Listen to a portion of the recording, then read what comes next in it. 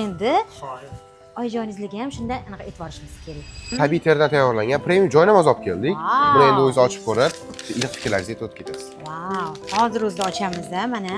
Nafaqat men, balkim sizlarni kuzatuvchilar ham, bizlarni kuzatuvchilarimiz ham обязательно ko'rish kerak bunaqa chiroyli narsalarni. Birinchi o'zi o'rinda buni chiroyli qilib, upakovka qilib olib kelganinglarni o'zi olqishga loyiq. Vau, buncha chiroyli bu. Buni niyat qildim, azizlar. Bunaqa joy namozlarda namoz o'qishni birinchi men emas, menimcha meni tuqqan onam, onajonim, mehribonim mazza qilib ishlatganlari ma'qul. Buni sizlar menga sovg'a qilgan bo'lsanglar, lekin men onajonimga taqdim etaman va men nomimdan mazza qilib namozlarini men aynan shu joy namozi ustida o'qishlarini xohladim. Endi Xo'p. oyijonizlarga ham shunday anaqa e'tibor berishimiz kerak. Tabiiy anaqa terdan qilingan. Ot buqa tuyetasidan tayyorlangan bo'ladi. Har bir choklari qo'l mehnati yordamida tikib tayyorlangan. Oybek aka. Zo'r. Juda chiroyli. Omadinglarni bersin. Barakasini bersin, ishingizga rivoj.